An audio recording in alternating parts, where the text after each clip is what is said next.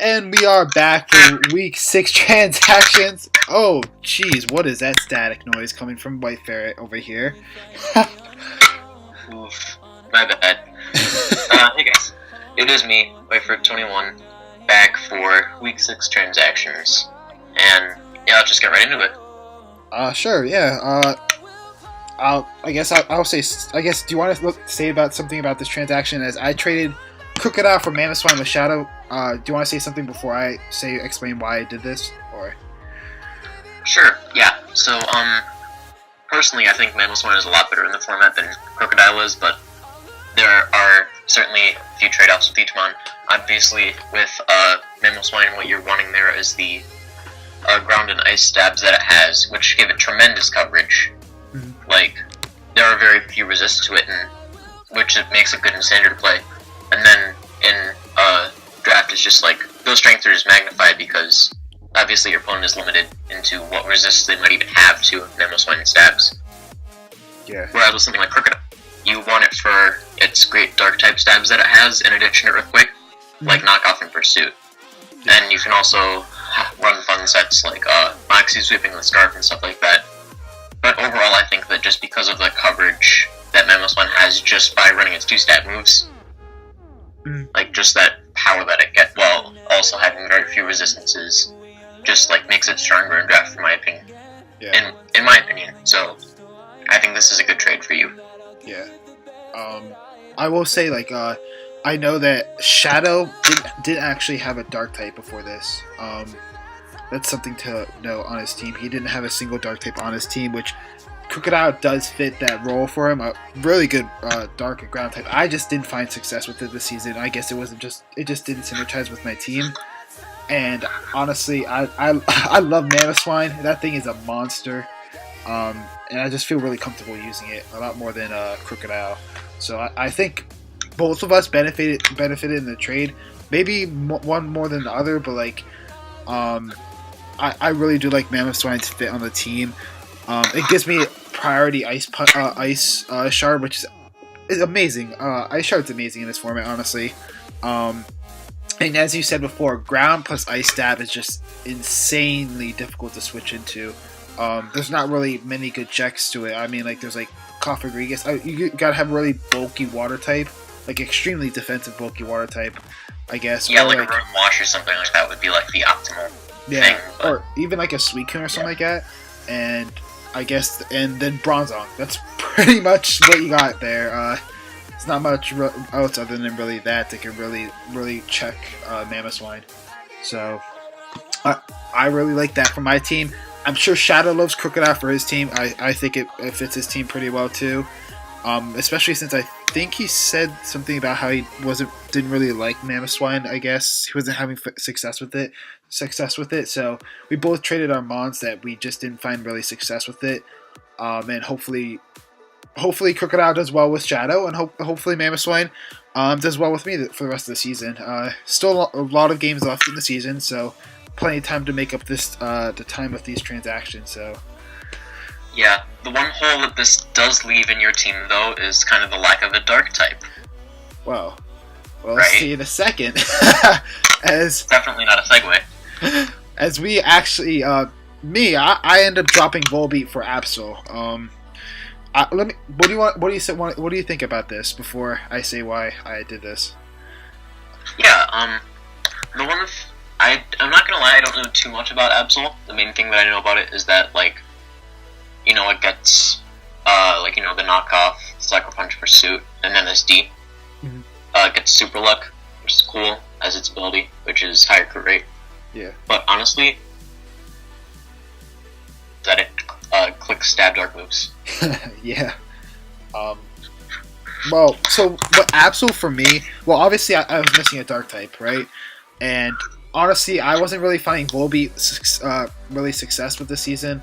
If I had a better setup option, like even like if I had okay, you know what, if TCP reads this, watches this, then maybe he'll do this, but which I'll be absolutely terrified and probably like shitting my pants during. But honestly, if I had a Celestial with a Volbeat, I would keep Volbeat 100% because Tail Glow Pass into Celestial is so scary because it has the ability to autonomize too. and it's such a bulky mon too. So like, it's not really that like I don't really have that on my team. Really a special setup really, other than like Celebi, and even then Celebi doesn't really get like speed kind of boosting kind of stuff, I would say. So I didn't really find Volbeat really good on my team, I would say. It just felt like another maybe a hazard mover, I guess, but like even then it's not really that good of a hazard removal. And I just felt like it was a weak link on my team, and I really wanted Mamoswine, so I really needed a dark type on my team, and Absol really provides that with good priority pursuit. I love when I used Mega Absol in the past. I love that mon, so I kind of figured Absol would be pretty decent as well. It still hits really hard with a base 130 attack stat, so and to be able to pursuit trap things for Mega Glade is always amazing with Absol. So yeah, you do really need that pursuit support to deal with the psychic types that really give Mega Glade trouble. So yeah, I think this transaction makes sense, especially given the trade. Yeah. And then we'll go into our last one of, well, 3, I guess. Last one. I don't know how to put that, but we have Malone and Cody. Malone trading to Cody, Tapu Koko, Mega Gyarados, and Roserade, and Cody trading to Malone, Greninja, Mega Venusaur, and Florges. Well, I'll say something.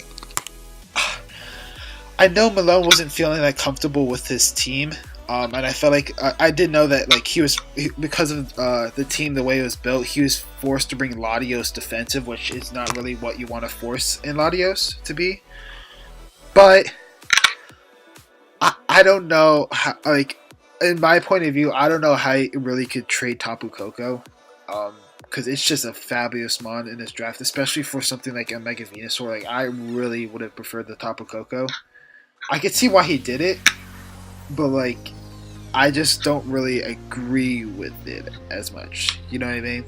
Like, yeah, I've actually got a lot to say about this transaction.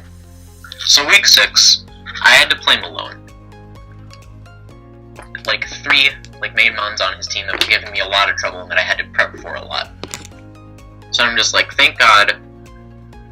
I really did not enjoy prepping with this matchup. I thought it was really difficult for me to figure out my defensive answers to these mons. So then I'm just like, okay, thank God. We're done with this for the season. I won't have to play this again, except like maybe consolation bracket or playoffs. yeah. Then I see this trade go through. And like, the thing is that like, it's just... Because like, I've already revealed what my like preferred prep for this would be. So like, now I'm taking 3 mons that I already feel like had really good matchups against my team. And then I've got to prep from again. It's just so like demoralizing, you know? Because it's 2 weeks in a row too, so I don't have... So you know, it's time to like get the, you know, creativity wheels turning. Jeez. I mean, I didn't like facing this. It feels like I just prepped for it and now I'm having to do it again. It's just like, it's just... Yeah. And then also it's Cody with offense. It's terrifying. Of course, yeah. I do know what you're saying about that because I did already face Malone. I do have to play Cody in the future. And that core I don't really particularly like to play. I mean, it's not the worst thing. It's just Coco. Coco is always terrifying. And pretty much there's not really that many good checks to it, especially when it can U-turn out. And with the team he has, which is kind of interesting because he does have a Tapu Koko and a Electivire, I would say, and he doesn't have any more transactions, I think, to fix this, I believe, if I'm right. He can't, this is his final team, Cody's final team. He can't make any trades to it, any movements whatsoever. Correct, yeah. So, with the Electivire and Tapu Koko, it's kind of interesting because I guess Electivire does allow another check 2 ways to probably reverse sweeping with electric terrain. Because it does give the electric immunity kind of thing, but I'm not really sure about it per se.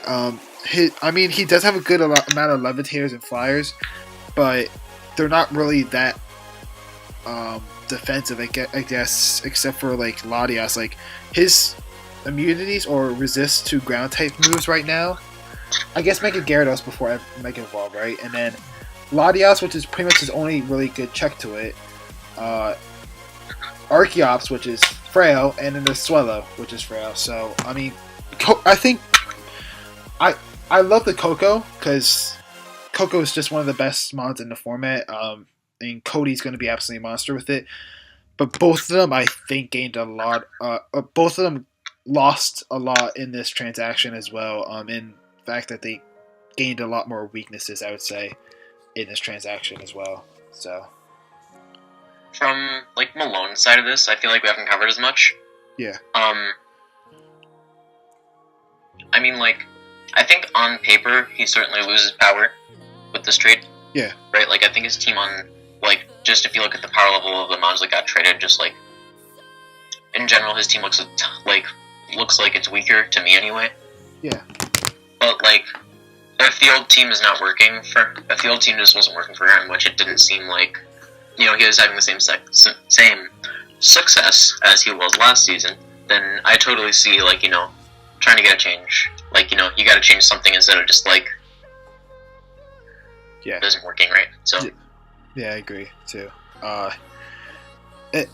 I mean, he is getting bulk out of this, which is what he was, I guess, struggling with because he was having Latios as a defensive mod. Now he has a Mega Venusaur and a Florges, so that's plenty of bulk right there. And I just feel like he traded too much for it, if you know what I mean. Like, so. I feel like this is such a big trade that we're just kind of gonna have to, look back at it in a few weeks and see how it shook out, really. Oh yeah, no, true. So, I don't feel like we'll be able to dissect it like immediately, like all the, I mean, yeah, facets of it right away. I mean, we just got to see how Cody plays this week and Malone, and we'll see in the next couple weeks if they work better for their team or they build more weaknesses to their teams. And well, I guess time will only tell. So, thank you so much, all you guys, for watching. Check us out next week for week 7 transactions, if there is one. We will see, because I believe the trade deadline. When is the trade deadline? Do you know again? I looked at it this week, but I forgot it already.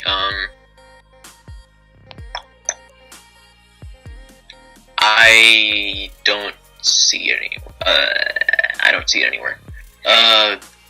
Yeah, trade deadline is at some point. Well, it does exist. Do you know when it was last season, or? I'm forgetting. I'm trying to look. Okay. It's okay. Oh boy. Okay.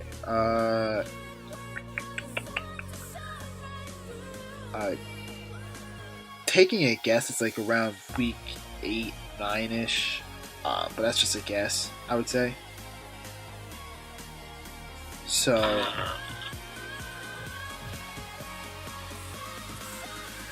Yeah, I don't know.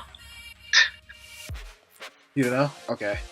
I don't know. Well, we will find out for you, I guess, next week. We will figure it out and hopefully remember by the time it is next week. So, I want to check one more time if I could find it. Let's see.